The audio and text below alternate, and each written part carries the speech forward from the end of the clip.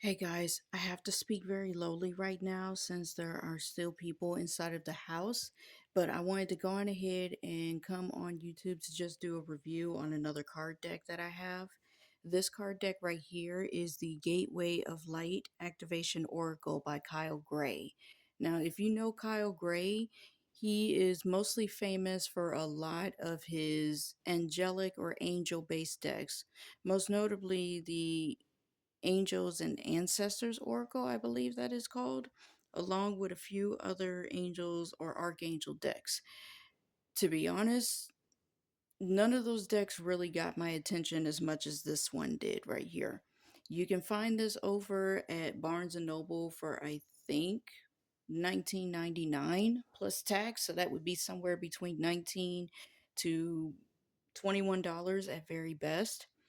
Um I don't know about Books a Million though. Don't know about Amazon. And honestly, I would recommend for you to go to hayhouse.com instead if you want this deck because I'm pretty sure they have a deal going on. They have frequent deals going on, so I'm pretty sure you're going to get this for a lot less. I don't have the box with me right now because it's in storage somewhere in this house. But I usually like to store my cards in this little bag right here. I actually got this from a metaphysical store. So it's cute. High Priestess. But that's usually where I like to store my cards. So I've been working with this deck for quite a long time, actually. Like I said, this is the only deck out of all of Kyle Gray's decks that have gotten my attention the most, to put it simply. So this is the guidebook. Honestly, there's nothing special about the guidebook. I rarely use it, to be honest. This one actually got my attention. It gives you spreads, it tells you the card meanings, and the card images come in black and white. It's what you come to expect from a guidebook. So I'm just gonna move this out of the way, okay? The cards themselves, these are the backs. These are really, really, really pretty. I actually like the backs. So, oops, almost hit the camera right there. So, like I said, I've been working with this deck for some time now, and I can tell you for certain, if it would just show up on the camera here, I can tell you for certain that this deck has the energy from this deck is very high vibrational. It's pretty much right up my alley in terms of high vibrational energy, like purest form of light, maybe mystical kind of stuff. The stars, not pretty much astrology, but pretty much like high end, high vibrational light worker kind of stuff. If you identify as a light worker or somewhere along the lines of that, this deck is right up your alley. Now, would I call myself a light worker? No, because I really don't like to put labels on myself, to be honest with you. But this deck, it's really good for, I guess beginners could use it, to put it simply. But honestly, this deck, I believe, in my opinion, is for more intermediate and advanced readers because, like I said, the energy coming from this deck is very, very high vibrational, like purest form of light. I really wish I could describe it better, but the energy that I get from this is just amazing, to put it simply. The cards aren't gilded, by the way, and cardstock. It's what you come to expect from Hay House. I mean, if you're used to Hay House stuff, then you're used to it. Like, see, it features stuff like Hathor. It features the Hathor. It features certain constellations. It even features the chakras, to be honest with you. So, this deck, the many times that I have read with this deck, it has been pretty spot on, or maybe I'll see the message on the card. Like, see here, this card right here.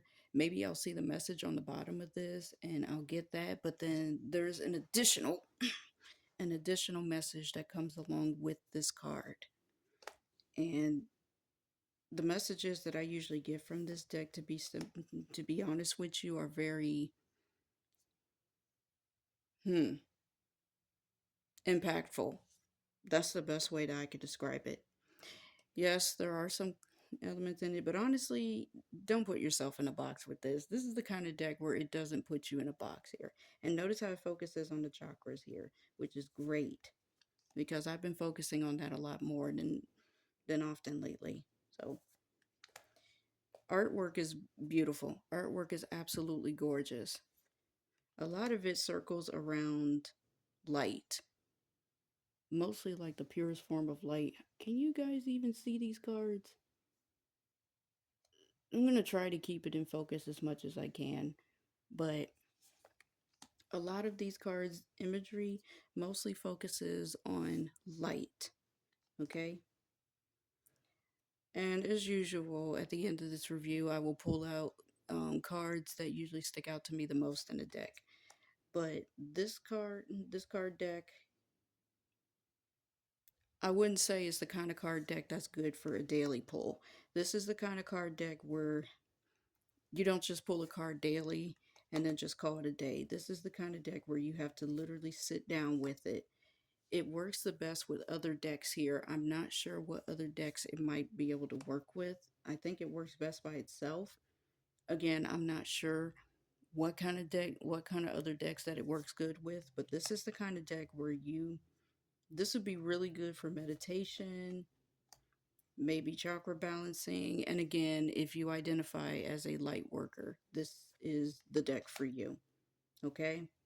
I've been getting this card a lot. Okay? Because it focuses on sacred geometry, particular symbols like the Merkaba or Merkaba, like that. And it's just, I don't know what else to say about this deck except that I just absolutely love it because it's right up my alley of what I've been focusing on for the past several weeks.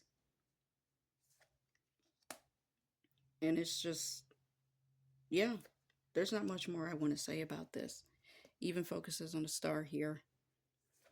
But this deck, I would say it's not very good for daily pulls because, like I said before, this is not a deck where you can just pull this card, toss it to the side, and forget about it. No, you have to literally sit down with this deck, even while you're meditating and journaling. Sit down with this card and really determine what the message is that's coming for you, okay? These are the kind of cards where, yes, like on the surface, and it's not just surface level messages either. These are cards that just give a much more in-depth message. The higher heart chakra, by the way. Did you know that we actually have, I think, like 22 chakras, maybe even more than that? Just some random thing I threw in there, but yeah, this is the kind of deck where I would say daily pulls aren't necessary for this because sit down. Basically, the best way I can describe for you how to use this deck is to sit down, take several deep breaths, maybe meditate if you need to, and then pull a card from this deck. And then you can just pull a card from it and really sit with this card to determine what message it is that's coming through for you. Okay? Sure, you can read the message at the bottom here that says, again, I don't know if my camera's picking this up. Sure, you can read the message at the bottom here and all this stuff, but the messages that come through for this are a lot deeper and a lot more impactful, to put it simply. This, all in all, this is a deck this is pretty much another deck that I will definitely hold on to until it literally crumbles in my hands. That's how much I love it so much. So, this is really good, especially if I'm working on my chakras, if I want to meditate, or if I just want to connect to my guides, my ancestors. Well, not so much my ancestors, but just to connect to God, Source, the Creator, light, to put it simply. And like I said for the third time, if you identify as a light worker, this is the deck for you. Okay? Really good. So, with that all being said, I'm going to go ahead and pick out at least, I think, 6 cards that come out to me the most. So, oops. Let me put this down so y'all can see. These cards right here that I am whipping out right now Anytime that I usually flip through this deck, these 6 cards are the cards that come out to me the most. If I had to pick one that would usually come out to me out of all 6 of these, it would be this one. Nearly every single time that I have flipped through this deck and a card has popped out, this card right here has popped out the most. Okay? Crystal Skull Wisdom. All right? Even ever since I've gotten this deck, this has been the card that has popped out the most. Okay? But these are all of the cards that actually relate to me and I identify with the most, especially this one. Okay?